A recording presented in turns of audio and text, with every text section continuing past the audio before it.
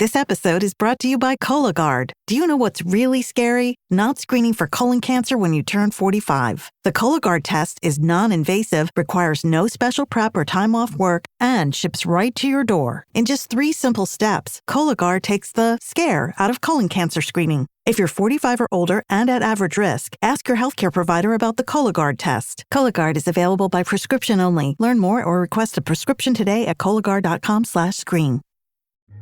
Instagram teen accounts have automatic protections for what teens see and who can contact them, plus time management tools. And Instagram will continue adding built-in safety features to help create age-appropriate experiences.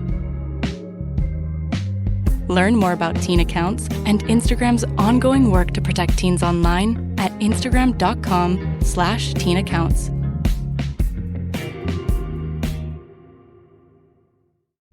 This is a Rogue Media Network production.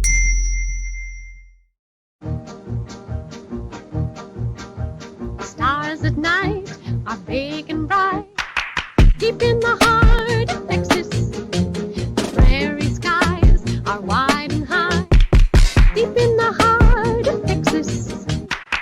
Deep in the heart of Texas. Deep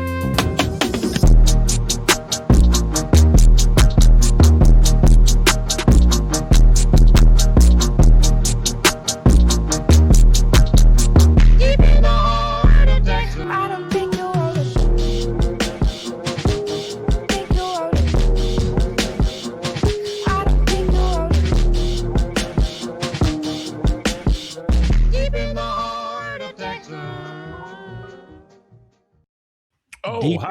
of Texas. Hello. Hello. How are you? What's up, man? So Not much. We're here. Last weekend you were in a hurricane. Yeah. Well, it was a pretty bad storm, and I was in a not good area to be in a bad storm. Pretty much is what it boils down to. I was on the coast, and I was on an island off the coast. So the island off the coast particularly doesn't do too well whenever there's torrential downpours. And I've actually never been on that island when there's been that bad of a storm, except for, well, once during childhood. The island I'm talking about is one of the most historic cities in Texas, actually. First electricity, first newspaper, first telegraph machines, also one of the largest ports at one time in the United States. Now it's adjacent to one of the largest ports in the United States as Houston took over that deal. But yeah, we're on the island of Galveston. Yeah. How was the water? The water good? I'm not a big ocean water guy. I don't go to the beach for the ocean. I'm an island boy. I was born on an island. I'm used to like that. You need to be like one of those I don't know if we're gonna do that. I don't know if I'm going that far. But yeah, so I'm drawn to the sea, I guess, being from a seafaring people. So I just like going for that. You know, I like to go a few times a year to just go be by the beach, be by the ocean. So I have water looked okay, I suppose. I'm drawn to a computer, not the ocean. Last week I made my buddy Casey and we made an app with vibe coding, which was nuts. And then this week I've been working on a booking system through vibe coding, getting it to do all the things for me. I was a poo-pooer of all this stuff, but good Lord, that is the way to code right there. Oh yeah, it's out of control, the technology these days. Yeah. Well, I started thinking like, I think I've been looking at this wrong. I think I've been looking at it to give me output when it should really take care of infrastructure type stuff. You know, it's more about your input than it is the output, for sure. Yeah, like I shouldn't be relying on their voices. I shouldn't be relying on it to write everything. But when it comes to like coding and things like that, oh yeah, why not? You're not stealing from anybody at that point, you know? Coding for sure. Yeah, absolutely. Yeah. I mean, you're not talking about using a bunch of art that's been used a million times. You're not talking about stealing somebody else's idea or anything. You're just talking about AI helping you code. And I know this is really not probably what you guys tuned in for, but probably not, but it's all good. It did all the back end database work and everything. I mean, it's crazy. Oh, that's good. Yeah, I didn't know. I didn't know you could go that far with it. I knew you could do a lot of stuff with it, but I saw this new one. I guess it's Google's AI where people Mhm. are constructing video games with it. Mhm. I don't doubt it. I'm gonna try once I finish with this one. And basically, I know you guys know this, but we moved all of our studios out of the Alico. Yeah. We still have offices in the Alico, but we moved all our studios independently, and we're building things. It's a perfect time to set up a new type of booking software for people to book studios and Yeah, for things. sure. And what we use now is just such a pain in the butt, and so I just want to get rid of it and have something super simple. So that's what I was using it for, and it's I think it's about there. So.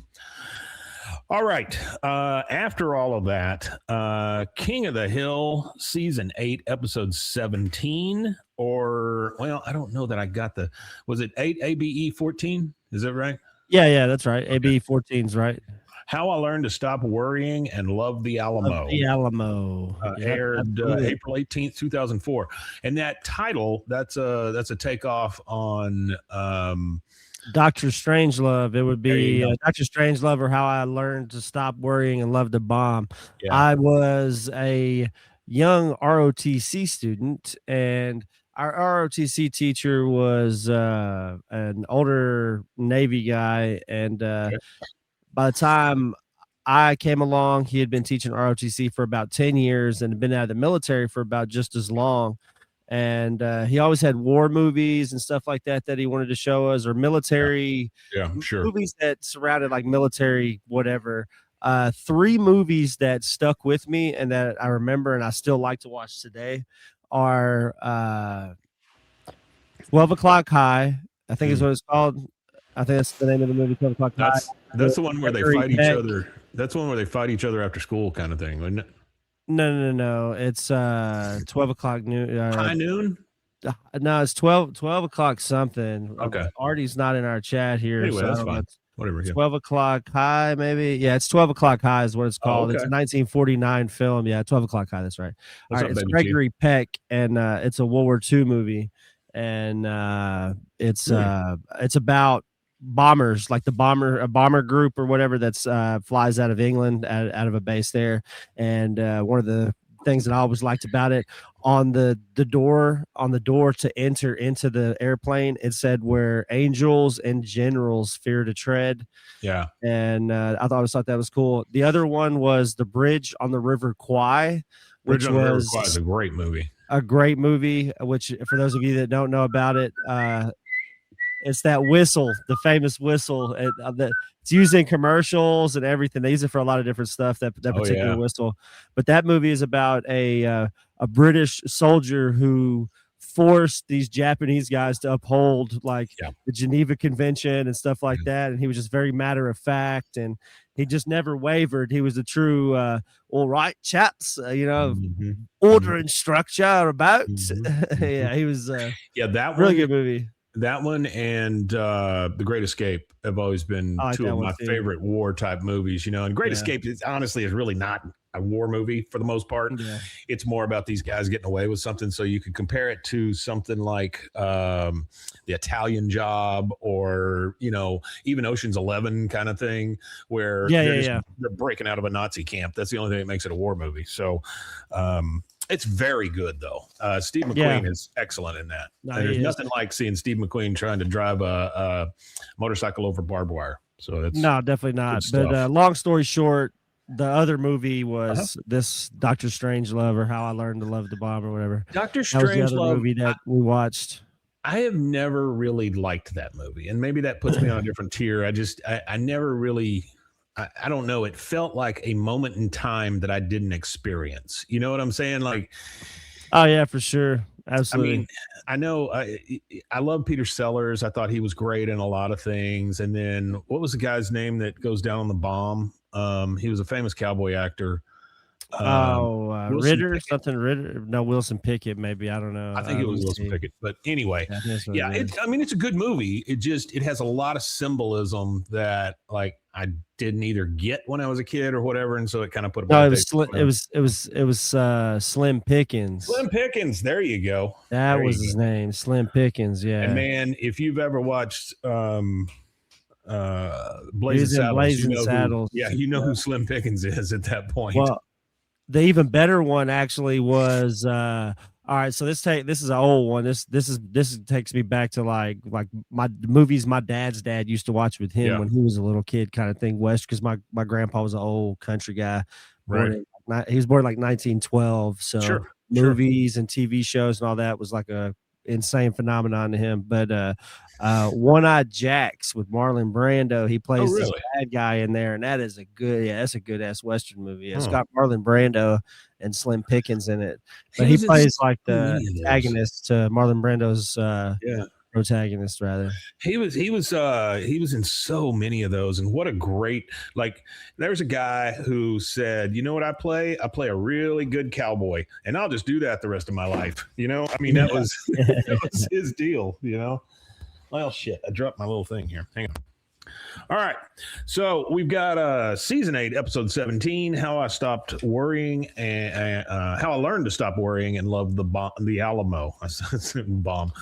I just got a fun fact real fast. So the reason that guy's name is really Lewis Burton Lindley, but that's the name of Slim Pickens. He was actually born to a dairy farmer in Texas, and a Texas-born dairy farmer. Sorry, he was born in California, but he grew up and he started riding Broncos and roping steers as a teenager, and his dad found out and got pissed. Well, he went to go compete in a rodeo, and the rodeo manager told him that there would be slim pickings for him, little chance of winning. So they told him there's slim pickings for you, son. So so his dad wouldn't find out that he was competing or had competed. He entered his name as Slim Pickens, and then he ended up winning over $400 that afternoon riding Broncos, and $400 in that time frame. Oh yeah, that was like in the 30s, the 20s, maybe. Buy you a Buick.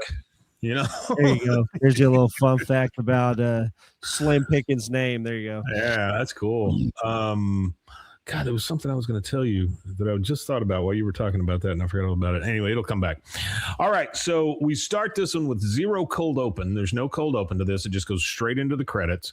What it says about this one is Hank reacts with disbelief when he realizes Bobby's history textbook contains almost nothing on the Alamo, and Peggy, this is one of my favorite Peggy things that she ever does. Peggy photographs a Flat Stanley doll to help teach kids about geography and safety issues. She takes it way too far, and I love those pictures at the end. I actually have a quick Flat Stanley fact, I guess, since we're on it. All right, so Flat Stanley project, for those of you that don't know, most people should know that grew up in the last 40 years of if you were in public school life. You probably knew. At least for the last 40 years. So Flat Stanley is a global literacy and geography activity. It's where you make flat versions of the character in the book called Stanley Lambchop. And the book was written in 1964 by a guy named Jeff Brown. Well, in 1995, there was a teacher named Dale Hubert. And he got it. He kind of started this thing where students would mail the paper doll to friends or family who would then take pictures and journal Flat Stanley's journey across wherever. And I remember the phenomenon of watching that on social media and early social media, not only early social media, just like news in general. I remember there being like a big things on like Good Morning America in like the late 90s, early 2000s about this teacher and them actually, sending it around, but its purpose was to improve reading, writing, and then also promote interest in different cultures and geographies. That was the world I grew up in, a world where different cultures were okay and not scary, and xenophobia was almost dead and barely existed. Yep. I get that. The 90s. The 90s. Yeah, I watched a video last night. The guy was saying, was 1999 like our final great year? That kind of thing. Yep. I think it was 01, really. I think like the Twin Towers kind of created a bunch of weirdness because it created the first thing where we were like, oh, well, they're Muslim, so they're all bad. That thing. I think that where it kind of started. It kind of kicked that off again. I just wanted to show you this. Flat, Zach and Mike. This is awesome. I made this like 2 years ago for that other show. I remember you showing me this. Yeah, I remember you showing me this. Now, and if anybody wants one of these, reach out to me. I'll send you a copy of it. That would be awesome. Yeah, I always liked it. I thought it was cool. Okay, so let's get this sucker started. All right, so we start at Tom Landry Middle School classroom. Bobby and Joseph are sitting next to each other, which I'm assuming they always do. And then the teacher says, we are now finished with the American history portion of our class. So today we begin our unit on Texas history. It's a big deal. A big deal to Bobby. He goes, yes, Texas history. I can't wait to tell my dad. There'll be steaks for dinner tonight. I mean, anything for a celebration about Texas, you know? Yeah. I actually have, since we're on textbooks, this is a crazy textbook connection. So textbooks in the United States are generally controlled by the states with the largest population. So Texas, Florida, California, a lot of the textbooks and stuff, they have to be generated on a mass scale. So whenever they're generated, they're made for whoever's purchasing the most gets to kind of choose what happens. Well, the crazy thing about textbooks is there was a company called McGraw-Hill that was founded and had a lot to do with textbooks. And then they merged with another company called Macmillan Inc., and it was called Macmillan McGraw-Hill School Publishing Company. Well, Macmillan was owned by Robert Maxwell, who was Ghislaine Maxwell's father, who really the whole Epstein thing. So Robert Maxwell, and he actually at one point controlled all of the textbooks, or had a 50-50 control of like managing one of the largest textbook publishers in the United States in the 90s and the 2000s. He was the one that was pushed off his boat naked. Yeah, I think that's what happened. He died in the ocean. They never, I don't think they ever found his body, honestly. Always something iffy surrounding all that kind of stuff. Yeah. I think she was on the boat too. She's I'm not a conspiracy theorist, but some of this shit just makes you just really like. She's a creep. She is. Yeah. She's a terrible person. And so was he. He was an awful person too. Okay. So they're in class. The lady says it's time to do the thing. Clark Peters, it goes over to Clark. And we know Clark. Clark talks like this. Yeah. He holds his book up and he goes, my book is broken, because there's like pages falling out and stuff. And the teacher says, well, listen more carefully. I mean, that's her only reply. But I mean, it's kind of what I would say. We're not getting any more textbooks, buddy. But then Principal Moss comes in, rolling in one of those carts that we've all seen that have textbooks on them. You know, the one that comes from the library kind of thing. And he goes, ta-da. The teacher says, new textbooks. They're so beautiful. He goes, now, don't let the science teachers hear about this. Their Bunsen burners have been hooked up to nothing for years, which that's a good joke. That is a good joke. Bobby says, I never even seen a new textbook. Now I get to decide who has mustaches and who gets devil horns. And the teacher comes by and she says, okay, now remember, these represent, Moss says, okay, now remember, these represent Texas and a lot of money. So keep your naked ladies and your words to rock songs out of the margins. Your words to rock songs. I like that part. That is funny. And the teacher's walking past Bobby and she looks at him and goes, you doodle in these books and I'm going to doodle you an F. I mean, that's a serious threat. I'm going to doodle you an F.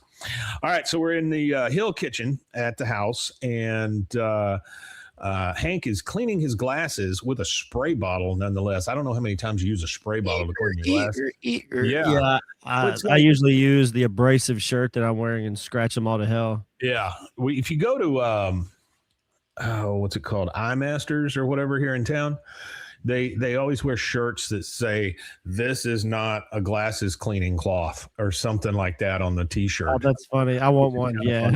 Yeah. I don't want one of those. Yeah, that'd be great. I'd like to have one of those. I saw one yesterday. I saw a t-shirt yesterday, and this is apropos of nothing, but it had a quote and a quote here, nothing in the middle of it, right? Just the quote things. And then it said Helen Keller down at the bottom. That was a very lovely shirt. Very lovely indeed. All right, so we're in the kitchen at home. Hank is cleaning his glasses. He goes, now that's what I call clean pair of glasses. Like talking to himself about how clean his stupid glasses are. Bobby comes in and he's looking in the pantry. He goes, what are you looking for, Bobby? He goes, a cover from a new textbook. Fire up the grill, Dad. We just started Texas history. Oh, Hank gets very excited. Texas history? Son, today you are officially a Texan. Congratulations. Bobby, he goes, Bobby, you can't cover a book that important with aluminum foil. I don't know. The kid's getting aluminum foil out to cover his book. Can you imagine being in a class where a kid had his book covered in aluminum foil? I've seen some stuff. What was one that people used to use? Brown paper sacks. That was one. That was kind of noisy too. But what they would do is they would take it and they would crumple it and make it soft, and then they would wrap their book around it. Yeah. You remember when they started coming out with those stretchy covers for your textbook?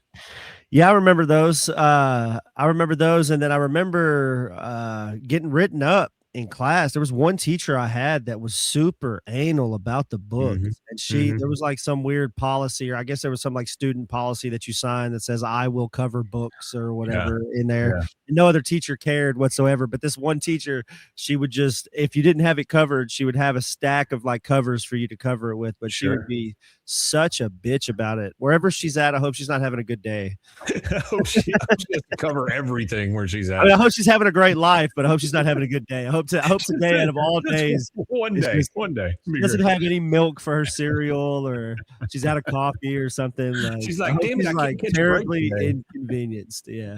She's not like dying in a storm or anything. She's just like, oh, sorry. Hey, there's Ghetto Cowboy, Victoria's Secret sauce. Yeah, this is a good one. Yes. So he goes, son, today you're a Texan. He goes, Bobby, you can't cover that thing with aluminum foil. He goes, okay, this one's pretty, and he pulls out a bag that's white and pink stripe. It's obviously a Victoria's Secret bag, and Hank says, no. We got a brown paper bag in the garage, and your mother only went there to buy athletic socks. They make a very good athletic sock. So Ghetto Cowboy says it feeds into Hank's foot fetish, but I think more than anything, it feeds into they get a little freaky sometimes. Now, that's not necessarily in the show, but there are hints occasionally. Or it could just be Luann's trash. Luann is a young, potentially promiscuous. I'm not going to assume. Potentially promiscuous young lady, so it could be Luann's. No Luann's slut shaming here. She could be the one, but the way that Hank reacts makes me think it's Peggy's. You know, like he's just so quick. It could be Peggy's. Yeah. She goes and buys her granny panties there. If you find the double-sided dildo underneath the couch, though, I'm not going to assume that that's Peggy and Hank. I will not assume. Ghetto Cowboy says, I'm with Mike, so he thinks that she's getting a little freaky. And then Baby D says she be fucking. That's a great response. All right, so we got Peggy over at Dale's house. Nancy has a whole bunch of letters on the table, and Peggy is in a purple one-piece tracksuit, which she looks like a Russian all of a sudden. But Nancy says, I'm sorry, Shug, I can't go walking. I have to answer this mail that came to the station. Peggy's like, well, it's okay. I'm on that all-you-can-eat bacon diet, and my time would probably be better spent eating more bacon, which I think everybody's time would be better spent eating more bacon. I think so too, but a specific type of bacon. I like English bacon. I like the back bacon. Yeah, for sure. Or like, I mean, isn't it just ham? I mean, I guess it's just ham, but I don't know. It's not. It's the same cut though. You know what I mean? It's just it's a thicker cut. It's more like a pork chop. And what they call, like what we have for bacon here, they call stringy bacon over there. And their complaint is that how can you call it bacon when all it really is just fat? There's more fat than there is meat to it. So in their mind is we could still fry up bacon, but let's have some fucking meat on our bacon kind of thing instead of just fat. So I like their bacon. And you don't cook it like hard like we do, like people like our bacon. I don't really like crispy bacon. That's not something that I enjoy. I like my bacon cooked all the way through thoroughly, obviously, but I don't like it to where it's like crackles in your mouth. No, I don't like that. I like it to have that one crispy end and then the one fatty floppy end. That's the best of both worlds. You just fold it in half. That's what I like. You know, absolutely. That's what I like. people that get it like extremely hard, I don't understand. It's the same thing with like steaks. If you're going to go in and order a well done steak, just stay home. Yeah, just stay home. Don't waste your money on a steak that you could pay for cheaper at the house if you're going to destroy it. Yeah, no, it's like whenever I go, I always order rare because they will never ever get it close to where I want it. So I always order it literally the bloodiest that they will legally serve it to me at a restaurant, because otherwise they're going to overcook it, and I'd rather overcook. Most of the time when you order it that way, you're going to get medium rare. So I mean, it's fine. I want them to walk it out on a leash. Me too. Set it on my plate. They call it blue is how I prefer mine. Yes. I like it black and blue, where they kind of burn it on the outside and it's like raw on the inside almost. See the country guys in chat here. They like their bacon chewy. You got Baby T and Ghetto Cowboy. Right. See, they like it. Right. They know they know that's that farm boy shit. They know if you want well done, get beef jerky from the gas station. That's agreed. They should get a picture. We should get a picture with Ghetto Cowboy's face on it. It says, "If you want well done, get beef jerky from the gas station." There you go. Ghetto, if you want to send me that, I'll make that shirt. All right. So she goes, oh, that's okay. I need to eat more bacon. She goes, listen to this. Because of your inaccurate forecast, my wedding was ruined, you ass. I mean, that's pretty rough on a letter you send to somebody. She goes, oh my God, look at this picture. She is dripping wet. She's holding up a picture of the girl in her wedding dress. She goes, this, Shug, is the ugly side of meteorology. It isn't all free makeup samples and riding in convertible in the Arlen Day parade. And then she pulls out Flat Stanley. And she says, what the hell is this? It's hard for me to believe that she doesn't know what Flat Stanley is. But, I mean, because she's on the local news, I would think that this comes up a lot with those puff pieces with kids in school, And I would imagine so, too, because there's a lot of I don't know about anymore, but back in those days, I remember in the late 90s, early 2000s and stuff like that, news is a lot bigger thing now with social media than it was back then. So you would have the meteorologist filling in and doing all these other like weird little things, where now you don't really get that as much. We actually used to have a meteorologist here in town. I don't know if you remember him or not. You probably do remember him. But he was also a prosecutor in Bell County. His name was Lon Curtis. I remember that. Yep. And Monday through Friday, he got the job because whoever was the weekend guy or whatever at that time just dipped out mid-season on them, and they needed somebody to fill the spot.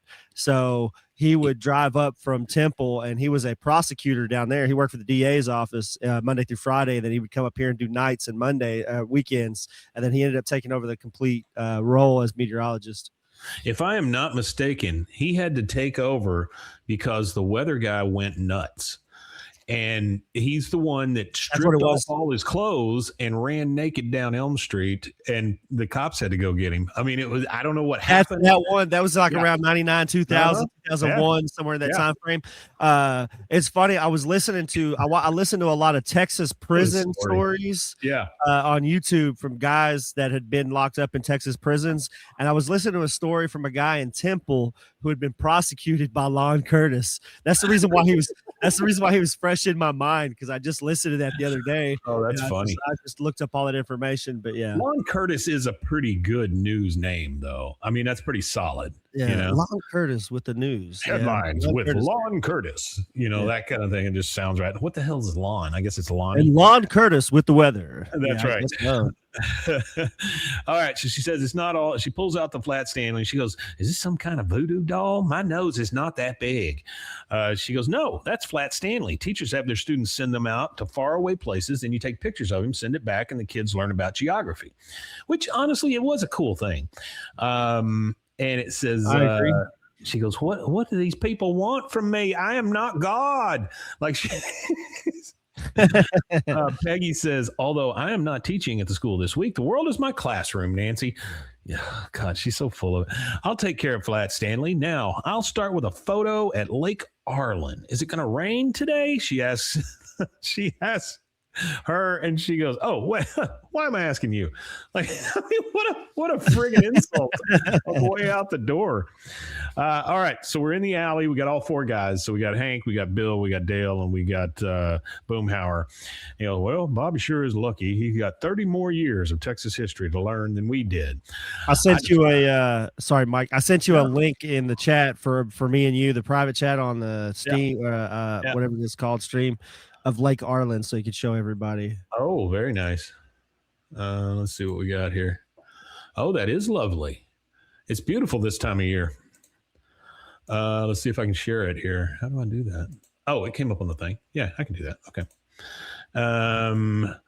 Lake Arlen. I don't want that. I need to share it. This has become way bigger than you wanted it to be, but let's go here. Look at that. Look at beautiful Lake Arlen. There you go. There's Lake Arlen. Yeah. That's kind of really like, I'm trying to think of an area in Texas that would even look like that. That right there is a very there's not very many hilly areas around lakes. You usually there's a lot of excavation done for like getting ready to flood lakes. They do a lot of groundwork first. So, but that's a beautiful lake. Navarro Mills ish. Maybe Navarro Mills. Yeah. Belton. Lake Belton kind of looks like that when you go into it. Just no real fences, but yeah. No, Lake Arlen, everybody. Cheers. But it does look like a prototypical Texas lake. I mean, it really does. It does, absolutely. And I shared with Ghetto Cowboy, I believe is who I shared it with. Yeah, Ghetto Cowboy. He actually DM'd me about the dirt track that I was talking about that was in the lake. Yeah. And I went and got him all the stuff I could find on it. It was actually called the Suicide Bowl, and it was a really dangerous track by obviously by the title. And there was actually a famous national driver that actually drove on that track pretty often. It was actually pretty neat because there's a lot that I didn't know about it. He just asked for pictures. He said, next time you go to that tire shop, can you give me some pictures? And I was like, well, let's just see what's on the internet about it. And there was actually it was actually a fairly popular track for that time frame, for that era of dirt track racing, because of its where's it at? Notoriety of it. Well, it was it's called the Suicide Bowl. It was in where Spiegelville used to be. Before they flooded the lake, before they flooded where the lake is. So the first flooding of it, I don't think it bothered it. But whenever they flooded it the second time to expand the reservoir, like they did in the 40s or 50s or whatever it was, they did that. Whenever they expanded it, that's when it flooded it. And but it was a pretty popular dirt track for the state of Texas. They did a lot of that all over the country. If you want to see an example of that, go watch "Oh Brother, Where Art Thou?" Because they have to flood that place, just to get the hydroelectric dams to work and things like that. Yeah, and I'd said it before. They actually a funny flooding that was done was the Teletubbies. The people were pissed off that people kept coming on their land, so they just flooded the Teletubbies. They flooded the Teletubbies set. Yeah, I think I talked about that the last episode that we did, but yeah, so they ended up flooding the whole like area where the Teletubbies was. And actually, there's I did some genealogy for on my dad's side, and there's a place in Yorkshire that we used to have lands and titles or whatever over there in the 16 or 1500s, but where the original home or the original manor or whatever you want to call it stood is actually now at the bottom of a reservoir. Oh wow. Yeah, there's a lot of this country that got flooded all at the same time. He says, Lord, Rusty, baby T. It's like, that's a lot of information about lakes. Okay. Yeah, I got a lot of information in my head. Well, but Texas is really unique with lakes because Texas only has one natural lake. The rest of the lakes are all reservoirs made specifically for water. So we got plenty of alligator gar. I know that. A lot of alligator gar. A lot of alligator gar. All right, so we're in the alley, and he says, well, Bobby sure is lucky. He's got 30 more years of Texas history to learn than we did. I defy anyone to sit through that class without becoming a man of courage and conviction. And then Bill says, I truly believe that if I hadn't taken Texas history, I'd be dead by my own hand. There is a huge pregnant pause after that. All of them just kind of look at Very, very big pregnant pause. Bobby comes running up and he goes, Dad, you got to help me. My first Texas history test is tomorrow, and I left my textbook at school. Dale, being the ever helpful one, sticks in and goes, you can't use Joseph's. Like he's it's like, you know, that kind of thing. Hank says, don't worry, I still have my old textbook. You can study from that. He goes, didn't they make you turn it in? He goes, the student with the highest grade got to keep their textbook. Back then, they really knew how to motivate a teenager. Really? That's what did. Yes, yeah. Baby T is in a mood. He's like, go to hell, Peggy. Fuck off, Dale. Jeez. I mean, he's right, but geez. Yeah.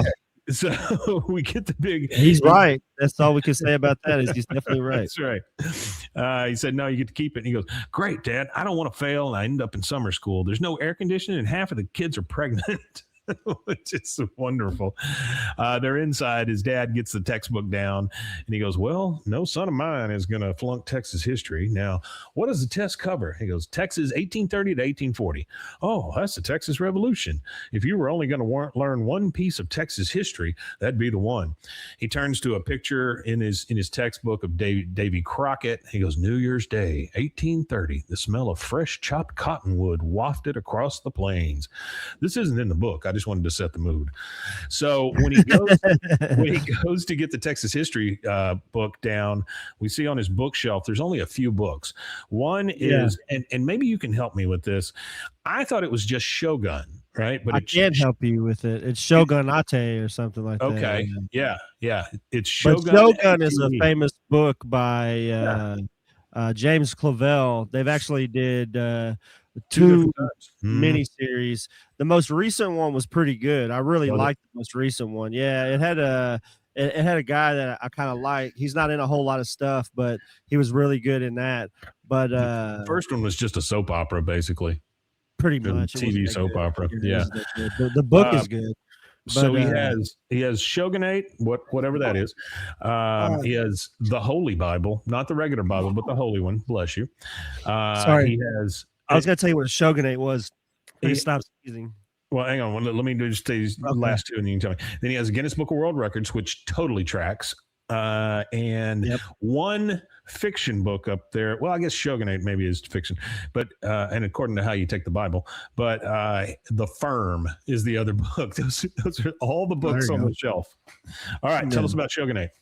Okay, shogunate is actually a type of government. So it is the government of the shogun, which shogun is a hereditary military dictator. And it was specifically an era in Japan from the 1190s to the 1860s. And of course, 1860s is when they were forced to participate with the Americans. It's when we said, hey, you're going to participate with us around that time, I guess. So they kind of changed how they did things. But so the shogunate was Peggy says our current government then. Yeah, that's about right. A future hereditary, I wouldn't call it military dictatorship. I would call it a corporate dictatorship, because all of the people that are currently in charge dodged drafts. And one of them was a Fox News host. He wasn't in the military, but he was a drunk Fox News host. The thing that gets me is, it used to be you dodged the draft or whatever. That became a big deal. Now it's like all of them in there. None of them fought for anything. That's why we need people like John McCain again. You know what I mean? That guy actually had a metal plate in his head and was actually a POW in a country somewhere. I think that should be a requirement. Should be military service or you don't get people. We'll never get anybody like Abraham Lincoln, a self-taught lawyer that lived in a log cabin, came from a dirt floor poor. Like, you'll never get that again. It's always going to be bought, paid for, or owned. Hopefully that changes with this next generation. They seem to care more about transparency and accountability than we did as our generation. Well, they look at all the stuff around us and they're like, how does this even affect me? And why is this important? Like, things that we put importance on that really we didn't have to, because if you're really, true to yourself, then some of the things that happen in this, like, I can't even come up with a good example, but there are a lot of things we do as Americans that aren't necessarily American. They just, somebody told us to do it at one point and we just do it. Well, there's this social media comedian that dresses up like an alien and does this like hood alien thing, and there was like an interview with him where he was talking about like, you Earth people broke as hell, and he was saying he was like they asked the alien in the interview, they were like, do y'all pay for houses? And he's like, nah, y'all, we don't pay no rent. What's rent? And he said, you wouldn't make he said, how you gonna make a monkey pay for a banana, or how are you gonna make a fish pay for water, or how are you gonna make this pay for that? And it was just the way he put it was kind of funny. That's absolutely true, though. Okay, so now we get our first Flat Stanley interaction. We're at the Megalomart loading dock with Peggy and Luann, and she's handing the Flat Stanley to a guy that works there, and she goes, now, this is the perfect place to take a picture of Flat Stanley. More frozen poultry passes through this loading dock than any other in Heimlich County. It's like Ellis Island for dead chickens. No, it's not. Luann says, hey, Peggy, I have a Flat Stanley question. Why is he flat? She goes, exactly, Luann. That's not how you respond to that. She goes, and if you're asking that, how many other 8-year-olds will send us Stanley and ask the same thing? Why is Flat Stanley flat? She looks around and she sees all the big machines at the loading dock and stuff. And she goes, because he wasn't careful and got tragically and painfully flattened. Flat Stanley can do more than just teach geography. He can save lives. Put him under that semi. I'll call this one Look Both Ways Before Dying. That's rough. It got so dark so quick. But I do want to point out one thing. Peggy is she's got a disposable camera she's taking these pictures with, but she's got it on a lanyard around her neck like it's a real camera or something. Yeah, she's weird. She's a weirdo. All right, so we're back at the Hill House. We're in the living room. Hank's sitting there kind of reading the paper, and Bobby comes running in. He goes, Dad, I failed. He goes, failed what? He goes, my history test. It looks like I'm on my way to summer school. He goes, but how? We went over everything. Didn't you listen? He goes, yes, Stephen F. Austin in prison, 1833, Battle of Gonzales, 1835. But none of that stuff was on the test. He goes, and he starts looking through the book, and he goes, the planting of the first poinsettias. Is that your new book? Let me see it. The introduction of the accordion, a whole chapter on Selena. Where are the chapters about the Alamo? Oh, here we go. The Alamo was a mission in present-day San Antonio, population 1.5 million. That's it? He goes, well, maybe the Alamo just isn't that important. He goes, it is the most inspiring event in all of Texas history. Heroes gave their lives so that Texans could be free. There's got to be more in here. And he's just flipping through the book. Bobby sees something and he says, wait. I think I saw something else about it. Oh, that's the Taco Bell. There's another thing that they don't tell us. First, Taco Bell. Taco Bell actually is a Californian company. Yeah. It started in California. And Taco Casa exists because Taco Bell, franchise owner, didn't want to continue to keep changing the menu. So Taco Bell would do a lot of menu changes. And the guy he owned a few Taco Bells, and he's like, well, I don't want to change the menu. I want to keep the same recipe, the same food, the same everything. So if you go to a Taco Casa today, that is what Taco Bell food would have looked like in the 60s. Yeah, they still have the taco burger. They still have the taco burger, which is a fucking abomination. I don't like Taco Casa and I don't like Taco Bell, but if I ate either of them, it would probably be Taco Bell. I like Taco Bell. There are certain things that I buy there and certain things I don't. I will never buy chips and cheese for like $3 or whatever they charge you for that. No, I wouldn't do that either. But Taco Casa I used to really like because I am a big fan of nachos, right? And yeah, they got a good nacho. Good nacho. I'm also a fan of not eating my nachos there. I want to go home, watch something cool, and eat my nachos, right? And so the one thing that Taco Casa does is they put all the ingredients separate in little bowls and stuff. So when you get home, you make them. That is, you're right. That's their saving grace is their nachos. Because if you get a nacho Bel Grande from Taco Bell, by the time you get to the house, you need to eat it with a spoon because it's just a slop mess. Those chips half are soggy, half crunchy. It's just not good. Yeah, those chips are the soggiest, or the thinnest little chips that they put on those things. Yeah. But the other caveat I had is what they didn't tell us in school about the Texas War for Independence is that Mexico was cool with us being here. And they were like, yeah, that's great, but you're not allowed to have slaves. And then we were like, well, I think that we still want to have slaves. It so seemed to be working out pretty well for us. Yeah. So they started the Texas Revolution is also similar to the Civil War, as it was started because some colonizers wanted to keep their slaves. Well, that takes us to the first commercial break. Break. Boo! We will Yeah, take there we go. and we'll be right back. There it is.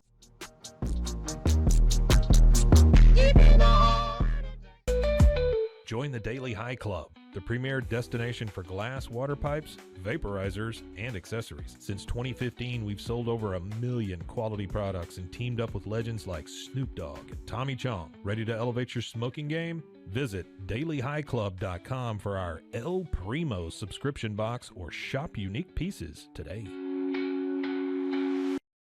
Starting a business can seem like a daunting task, unless you have a partner like Shopify. They have the tools you need to start and grow your business. From designing a website to marketing to selling and beyond, Shopify can help with everything you need. There's a reason millions of companies like Mattel, Heinz, and Allbirds continue to trust and use them. With Shopify on your side, turn your big business idea into... Sign up for your $1 per month trial at shopify.com/special offer. Discover the world of luxury sex toys at Luxury Toy X and indulge in the ultimate pleasure experience. For years, we have been dedicated to the belief that sexuality and wellness are essential components of a happy and healthy life. With over 70,000 satisfied customers, we take pride in our ability to provide products that enhance your sexual well-being. Join our community of satisfied customers and unlock a world of pleasure and self-discovery. Visit luxurytoyx.com today.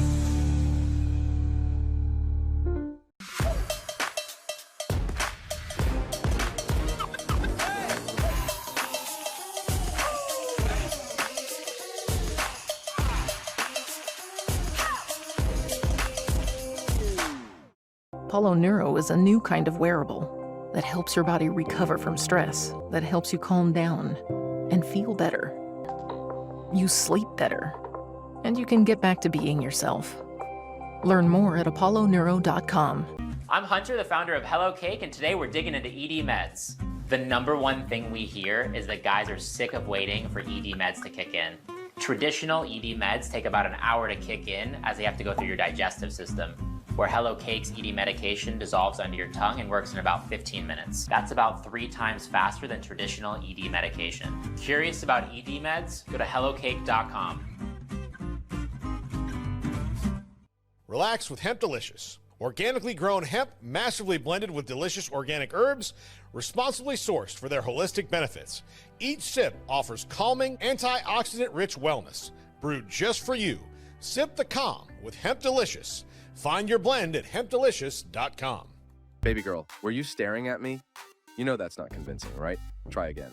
Well, you shouldn't just be staring then. You should taste. I'd miss your presence, your laughter.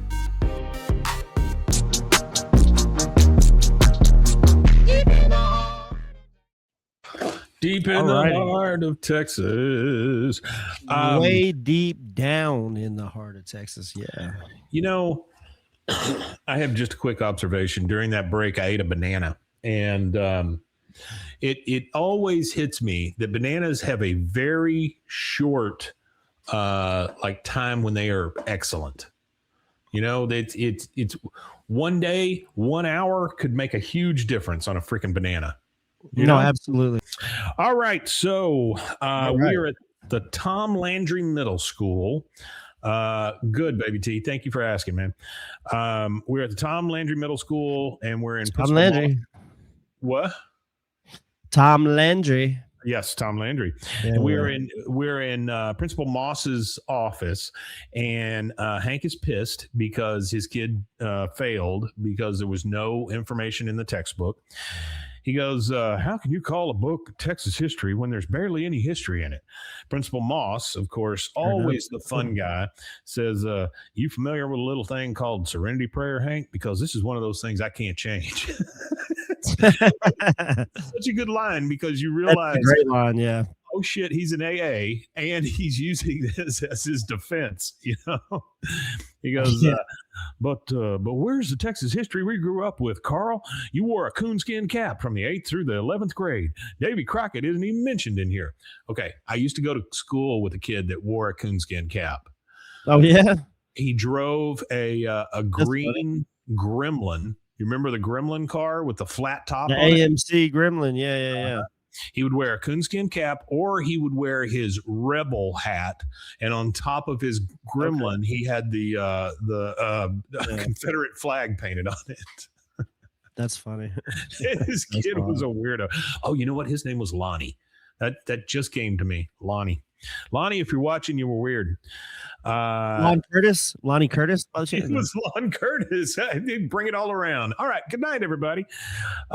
Okay. So he says, he goes, but where's the Texas history? He goes, David Crockett didn't even mention it in here. He goes, sorry, Hank, but you're going to have to take your complaint to the school board. Hey, and while you're there, could you ask them why it's taking so long to get some chalk? But don't tell them I told you so. So we go over to a shooting range. It's called the Bullseye Shooting Range. And what do you call those? Are they like tunnels or booths or what? You know, like in a shooting range where they have them all lined up like that? What are those? Alleys, booths? I mean, I'm assuming alley maybe for each person, kind of like a bowling alley, you know? About like it's just range. They just call it a range. That's a good one. Yeah. Baby T says stall. Stall lane. Yeah. I'm going to go with stall. So they're in one of the stalls, and this is Peggy and Luann. I've never actually shot at a shooting range. We always had places where we could legally shoot in the middle of nowhere. So that's where we would shoot at instead of ranges. So if we ever go shoot, we go to the middle of nowhere and go shoot instead of the ranges. They look at your gun and they're like, this is legal to shoot here. In the middle of nowhere, you just shoot your gun. You know what I mean? Yeah. So they're in one of the lanes here, and you hear a bunch of gunfire and shouting and stuff. And Peggy says, now, firearm safety is one of the most important issues facing our children today. And she takes Flat Stanley and she puts it on that target line and shoots it out there, you know, for everybody to shoot at. And Luann has one of the smartest things that's said in this show. She goes, would it just be easier to have children not shoot guns? I mean, that yes, Luann, it would be. It absolutely would be, Luann. Probably right. But Peggy says, snap out of your dream world, Luann. Fire! And then just bam, bam, bam, bam, bam. Everybody starts shooting at it. And Luann is like, oh, my God, Aunt Peggy, no. How many times does he have to get shot? Peggy says, until he learns his lesson. Wow, that's cold, man. Yeah. Cold. All right, so we're at the board meeting. There's a like a little sandwich board outside that says board meeting tonight at 7 p.m. This is at the cafetorium, right? Baby T still wants Peggy to go to hell. And we hear from one of the board members up on the stage there. It says, Mr. Hill, there are several factors we have to consider when ordering textbooks. They have to be relevant to today's kids, hold their attention. We're competing against MTV, you know. He goes, no, you're not. They say, and another one says, the fact is, some things just have to go. Our lawyers are very concerned about the weight of books. And then the other one says, do you know how long it takes for a 60-pound kid with a 20-pound backpack to destroy his back? We actually use that question in our new math books. It's just insane. Yeah. Hank says, but the Texas Revolution, how could you not include that? He goes, it was making a lot of people uncomfortable. Who? He said, well, lawyers mostly. He goes, but those kids are Texans. They need to feel like Texans. And then you hear a guy from the back. He stands up in the crowd and he goes, yeah, these kids aren't learning anything. And then the lady up on the stage says, "Oh, well, you got Tuttle's vote. Maybe the two of you can build some kind of coalition and come back when we order our new textbooks in 2032." That's about right. I remember textbooks were horribly out of date when I was by the time I got to high school, the textbooks were probably 15, 20 years out of date. Yeah, I always judged it by which president was the most recent one in there, because they would go over presidents and governors and stuff. Yeah. Ghetto Cowboy says, you have to admire rare moments when Peggy can be savage. You absolutely do. Because this is definitely one of them. Oh, yeah, she definitely went off. So she says, we're going to order a textbook. So now we're after the meeting. We're outside, and Tuttle is standing there smoking a cigarette. Hank comes out, and he introduces himself. Bruce Tuttle, I was here trying to get some seed money for an educational film of the lifetimes of LBJ.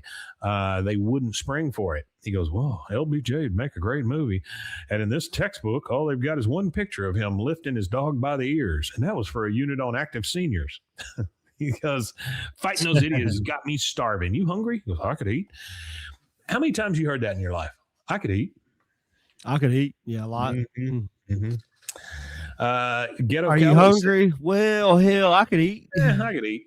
Ghetto Cowboy says his brother is 11 years older, and he had his textbook. So that proves to you right there how long. Yeah, there you go. Freaking yeah, I'm like 6 years older than my youngest sibling, and they were like seeing books with my name in it and stuff. Okay, so they go over to Luli's, which is Luby's, by the way. And we start with Hank. He says, there's more to Texas history on this placemat at Luli's than in all of my son Bobby's textbooks. He goes, down near San Antonio, they do a reenactment of the Battle of Goliad every week. It stinks, but at least they got their shot, which is at least they got their shot. You're right. Yeah.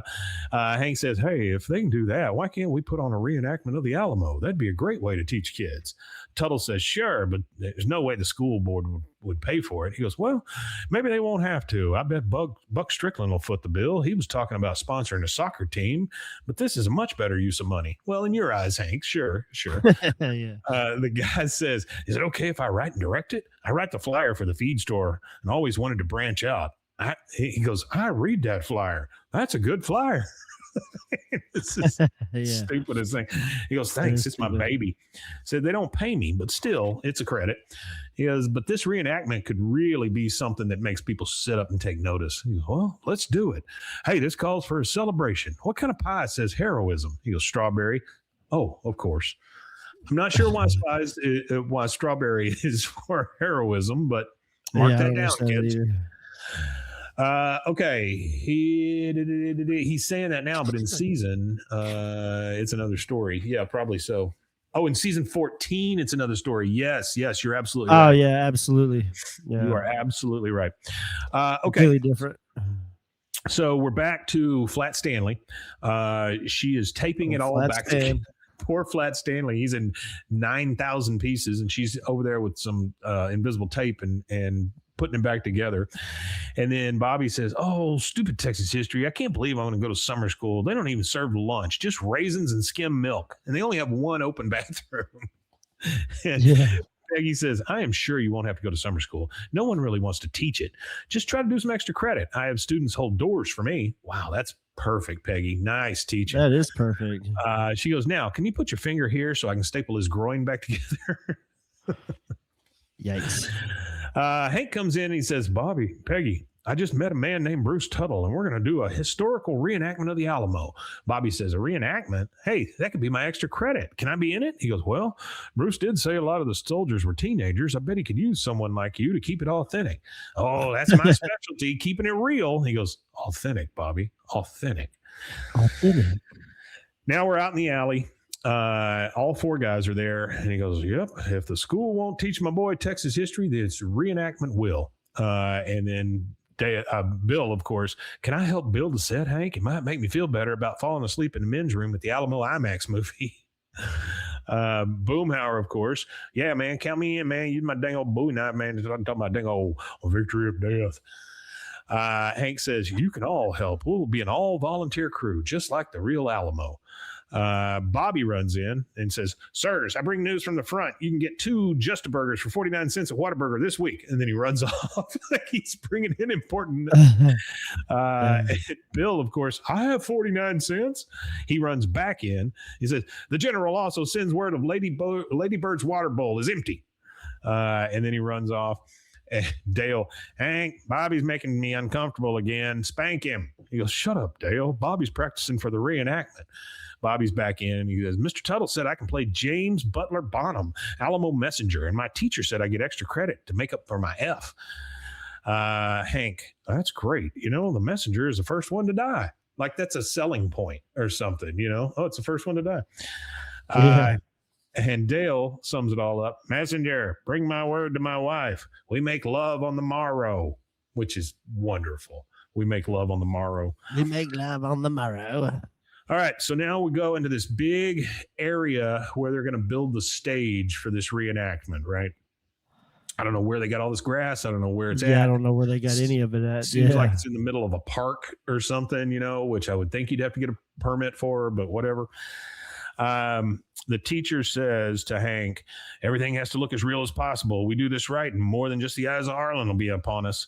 He goes, "That's right. Kids from all over Heimlich County are being bussed in, even Durndal and East Rumpert." We don't hear much about East Rumpert. East Rumpert. I don't know what the hell is East Rumpert. East Rumpert. By the way, he did get Strickland to pay for this because there's a big banner up there that says Strickland Propane presents the Alamo. Okay. So this girl walks up, fairly young girl, and the director, Tuttle, he goes, "Thanks, doll. Hey, everybody, meet my babysitter, Charla." She goes, "Hey, y'all." He goes, "She's helping me out with the actors." She goes, "You just missed a hell of a rehearsal. Leave it to Bruce to find the best hook-handed actor in Heimlich." Okay. Hook-handed actor. They are, something's going on behind the scenes with these two. Yeah, something's definitely going on here. And friggin' to it. A little iffy going on around He here. says, "What can I say? I think of everything." So, Hank, how's the set coming? It takes a lot of courage to look at somebody else and say, "I think of everything." That is a big one. That's a Peggy type quote. That is a big one. Yeah, that's a Peggy quote. He goes, "Well, I've already cut the design out of 1x and 1/4-inch plywood." He goes, "Oh, you sound like a big Hollywood set designer. I guess that makes me a big Hollywood director." Yeah. Someday, I joke about running off to Hollywood and abandoning my kids, but I don't think I could really go through with it. And then just the two of them laugh and she's touching him and all this stuff. That's why I say something's going on there. And Hank just goes, I got work to do, and just walks off. Like he's just so uncomfortable. There's touching going on, people liking each other. All right. Later on, they're still building the set, and they have to raise the front of the Alamo up, the fake front or whatever for this thing. He goes, "Nice and steady, guys. The Alamo looks beautiful at dusk." Like they get it up, and they're just all standing there admiring it. Bill says, "Oh yeah, if it were a painting, it'd be called Painting of Sunsetting on Alamo," which I love that joke because that is the very least that Bill can come up with, or it's probably the most that Bill can come up with. Yeah, absolutely. And it's just stating what he sees. That's it. There's not like any special, not much more than name that, to it or anything. Yeah. Okay. So he goes, Painting of Sun Setting on Alamo. Bobby comes in and goes, "I'm going to practice my line, Dad." He goes, "Okay, son." "Sir, Santa Anna's men outnumber us by the thousands. General Houston sends his regards, but no additional troops." Hank says, "Well, it looks like the Mexican army is flying the flag of no quarter, gentlemen. How should we respond?" Dale says, "On your order, I shall load the cannon." Then Boomhauer, "Yeah, man, talking about Badango kaboom, man." He goes, we will never surrender or retreat." Oh, dango kaboom. I like that. Bobby says, "We sure won't, Dad." He goes, "All right, then. That's it for tonight, guys. Tomorrow's a big day. Chance for everyone to be at the Alamo." And he kind of tears up a little bit. And Dale says, "I'm so excited. I don't know how I'm going to sleep." "Yep, better drink up." I don't know that that's going to help you, Dale. But yeah, I don't think so, Dale. All right. So now we're at the pork processing plant. That's a wonderful little transition. And Peggy and Luann are there to do something else to this poor Flat Stanley. And the guy looks at it and goes, well, I guess let's teach kids. And he puts it on the conveyor belt. And Luann says, do we really have to worry about children wandering into pork plants and climbing on the kill line? She goes, not if I do my job. And then we just see electricity start zapping, which I guess is everything. Kill these pigs or knock them out or something. Yeah, I imagine so. They probably use electricity to take them out. A little poor Flat Stanley. All right.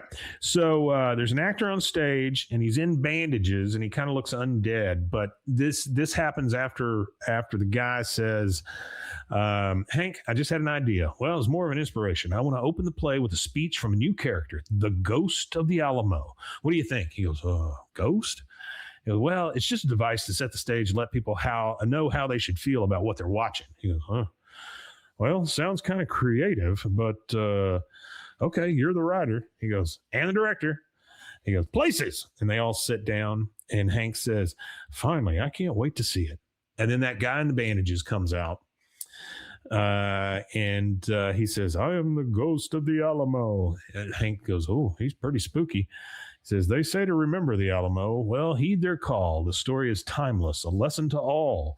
Where are our heroes? Don't look for them here. The world's not so simple. The world's not so clear. Okay, number one, stop rhyming.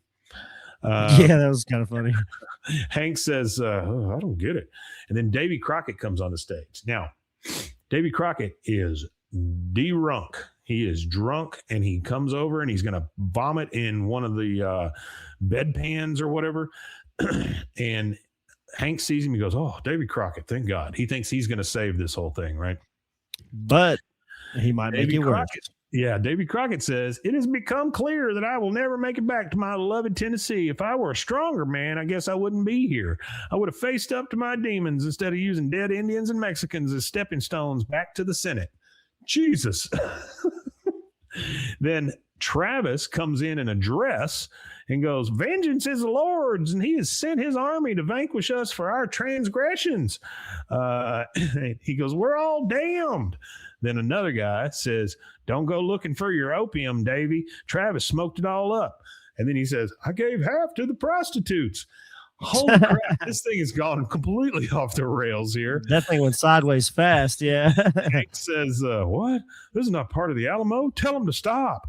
And the babysitter is sitting right next to him as they do this run through, and she goes, no, this is right. Bruce moved the big escape attempt after the bear baiting scene. Bear baiting. He goes, what? And then the guy on the Davy Crockett, he's running around the stage with a white flag, and he goes, surrender or die. Why start being a hero now? General Santa Anna, I surrender. Oh, General. It is Hank's worst nightmare. But what is not Hank's worst nightmare is our second commercial break. We'll take that, and we'll be right back. Right back.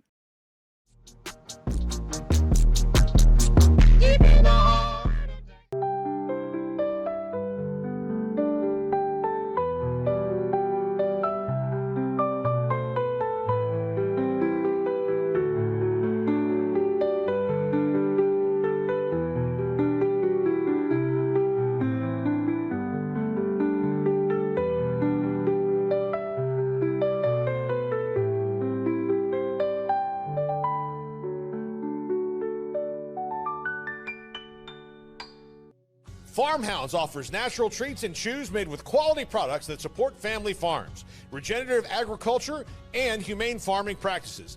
Give your dog the best with wholesome, organic ingredients that promote health and happiness. Shop now at farmhounds.com.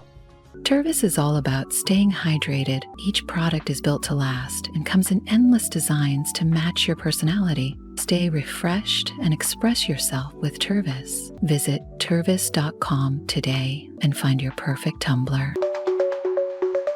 Protect your online privacy with NordVPN. Browse securely, access content from anywhere, and keep your data safe with military-grade encryption. Whether at home or on the go, NordVPN ensures your digital freedom. Stay secure. Download NordVPN today at nordvpn.com. That's NORDVPN.com.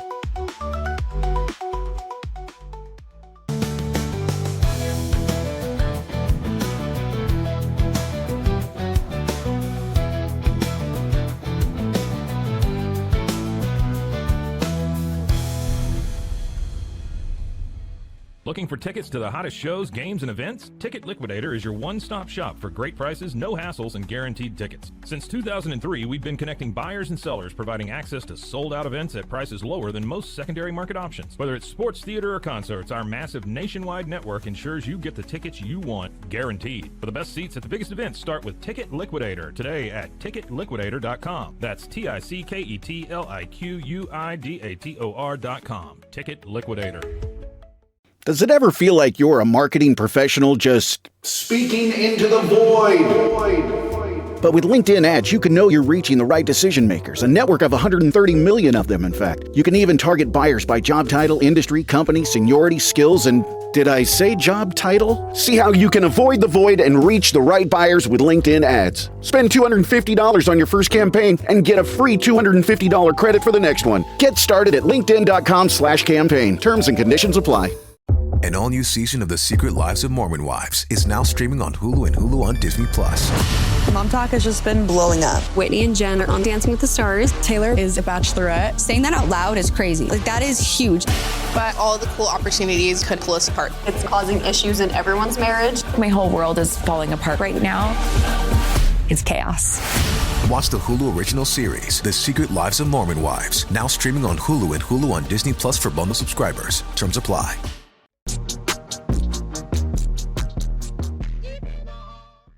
Texas. You know, I'm so tired of receiving these scam text messages. If somebody really wanted to get my vote, that's how they would do it. They would say, we're going to stop that shit.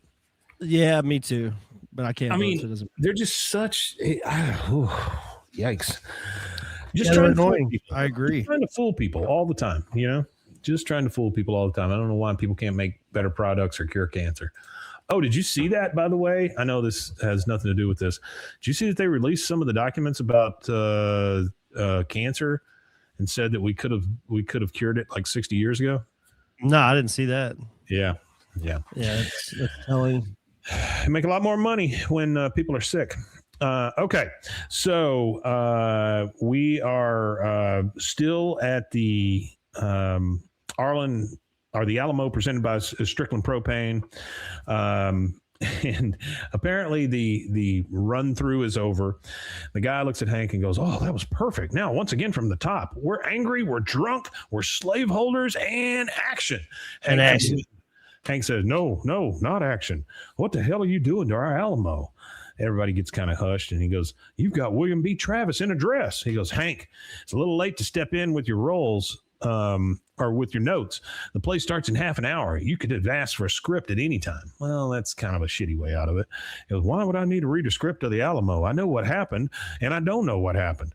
And I know what didn't happen." He goes, "I know William B. Travis didn't put on a dress and try to abandon his men." He goes, "And how do you know that, Hank? How do you know that when the pressures became too great, William B. Travis didn't try to find comfort and safety in a frilly calico dress?" Hank's like, "Oh, that's it. I'm going to kick your ass. And then I'm going to reenact kicking your ass." That's a good shirt right there. I'm going to kick your ass, then I'm going to reenact kicking your ass. Or it should just say ass kicking reenactment, and it should just have, like, you know, Assy McGee, where it's just at legs and an ass. Yeah. It should just have a field of legs and asses, and then it should have Hank just like going through kicking the field of asses. I think what you should have is asses that Hank kicked, and then have like a police lineup of the people that he threatened to kick their ass. That would be good too. Yeah, I like that one. Nice. Yeah, I like that. He goes, "I'm going to reenact kicking your ass." The guy says, "What were you expecting anyway? The old John Wayne rehash?" He goes, "Yes. What makes you think that vision of the Alamo is any more valid than mine? Historians can't even agree on how many people were at the Alamo. Maybe Davy Crockett wasn't on the pipe, but maybe he was. He was a failed politician, a deeply troubled man." And the lady goes, "If Bruce is ever going to get his work taken seriously by people that matter, he needs to show them he's got a new perspective." Well, no, he doesn't really. I mean, it's history. Yeah. History's tough. He goes, "I think Oliver Stone and his Oscars would agree with her. You know, people like you and the guys at the feed store are always trying to keep me down." Well, it's too late, baby. And he walks off. Too late. Hank says, "Son, turn in your outfit. We're going home." He goes, "Dad, I know this Alamo stuff is important to you, but I don't want to get an F and go to summer school. I have to do this." So he sees the guys walk off, right? Well, I guess they hadn't walked off yet, but Dale says, damn revisionists, why can't they ever make history better where we all live in Antarctica and worship the golden penguin? That would be great. I don't know what that means. Is that a thing? Have you ever heard of the golden penguin? No, I don't think I have. The only thing I could figure is it's something to do with that dude that found Antarctica first, but I don't know. A rare golden penguin is a king penguin with yellow gold feathers instead of black and white. There you go. There you go. We could More worship than 30,000 penguins are golden. Why does he want to worship the penguin? I don't really understand that. Yeah, I don't know on that one. Okay, so the actors are up there still rehearsing. I surrender. That's all you hear is surrender from all these people. Hank says, well, I can't force the schools to teach the Alamo, but maybe I can still stop this travesty. Dale pipes up real quick. He goes, you talking sabotage, Hank? Because if you say sabotage, I'll say, how high? Huh? He picks up a pipe wrench, does Hank, and Dale picks up another tool. They're all ready to just tear this thing down. He goes, all right, let's do it. And then later behind the stage, kids are being seated and all this stuff out there. And he goes, all right, it's 10 minutes to curtain. That doesn't give us much time, but we built this set, so we should know how to wreck it. Bill says, I should have paid more attention. Well, my sledgehammer will figure it out for me. Dale says, yikes. This will shut Tuttle up. They're all trapped inside there like the Alamo volunteers, and we ready here to take care of business like General Santa Anna. And then we see Hank's face. This is that moral turn that we always have in a King of the Hill show. Oh, yeah. Hank realizes they've got every right to say what they're saying. I've got every right to say what I'm saying. He knows the kids are out in the audience and that kind of stuff. And he realizes, shit, I'm just mad. And this is not something we can do. He says, nope. Dale continues and goes, it's not like we're going to kill people, just ideas. And Hank's like, okay, well, we can't shut this thing down just because we don't like what they're saying. Bill, one of the best quotes, I feel like the fun's slowing down. He walks off. I feel like the fun is slowing down. That's a good shirt. There you go. He goes over to see the director and he goes, hey, what are you doing with the sledgehammer? Oh, I get it. Well, you can't censor me. Hank says, I'm not going to stop your show, Bruce. I'm just going to set the stage. And so he walks out on the stage. Dale grabs the trumpet from the guy and goes, and Hank is talking to the crowd now. He says, I know there are a lot of details in history that are up for grabs, like what Jim Bowie was thinking about right before he died, or whether Davy Crockett surrendered. But these are the undisputed facts. In March of 1836, nearly 200 men volunteered so that Texas could become a republic. Bobby's listening to him, and you can tell that Bobby's like, oh, shit, okay, my dad's kind of cool. And he goes, even though they were undertrained, outnumbered, and completely surrounded, they fought on and died for what they believed in. And I've always found that inspiring. And then he just walks off, and all the other guys walk off with him. So he said his piece, and he walked. And that's the way it ought to be, right? He said, I got this, I got to say, and that's it. And then Davy Crockett, the drunk Davy Crockett, comes running out and goes, is that a messenger bringing news from General Houston? And then Bobby comes out and says, sir, Santa Anna's men outnumber us by the thousands. And that's when he sees his dad and his friends all walking away. Ghetto Cowboy does have a point here, though. Huge miss by not having Cotton show up to tear everything up. Because Cotton would tear everything up. He would not need a sledgehammer either. He says his part, Bobby says his part in the play. And then another guy on the stage is like, if this siege continues, I may have to surrender sober. I mean, they have taken a big swing here at Texas history, right? Huge swing. It is not great. Later the next day, we're in the Hill kitchen. Hank's standing in front of the refrigerator. He comes up and goes, hey, Dad, you're going to have to sign this. I failed Texas history. He goes, what? After going through with that jackass play? He goes, yeah, but I wrote in my book. It's an automatic F. He goes, oh, Bobby, the Alamo. He looks in the book and it says, the Alamo in March of, and Bobby kind of stops him and he goes, I wanted to make sure kids after me knew about the Alamo. He goes, well, since you're going to summer school anyway, why don't you skip class tomorrow? I'll take you to Six Flags. It's called Six Flags Over Texas because Texas was governed by 6 different sovereign nations. They're kind of walking off together.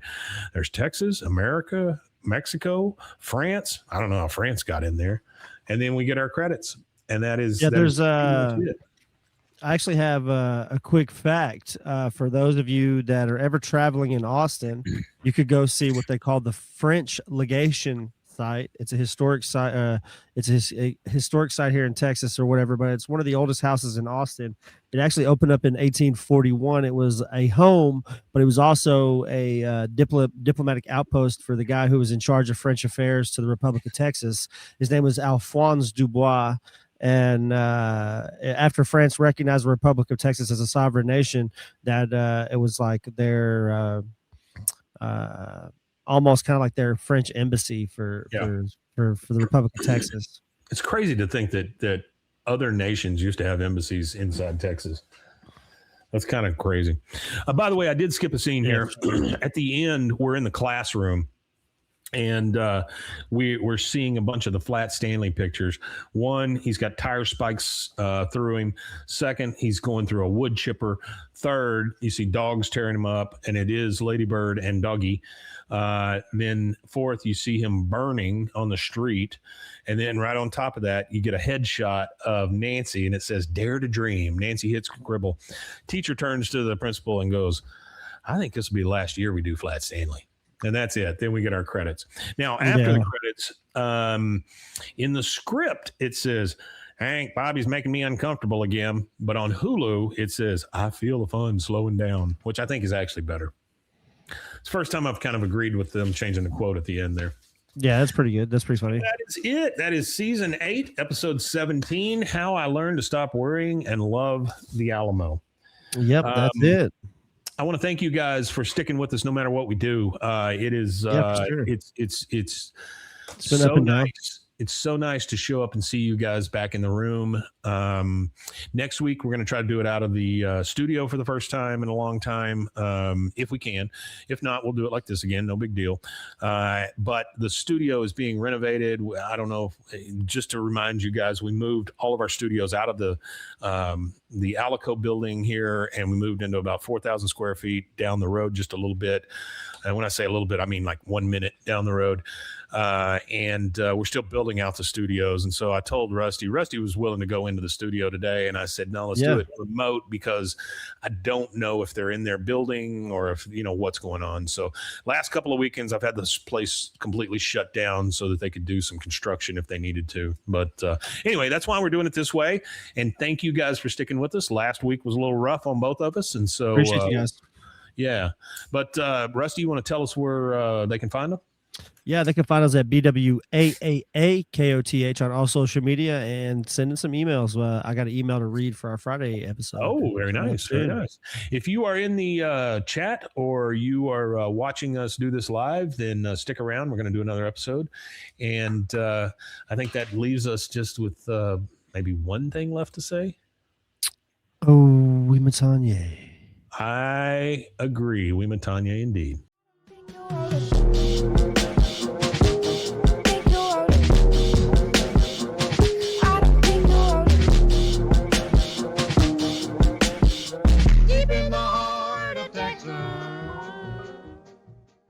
This has been a Rogue Media Network production.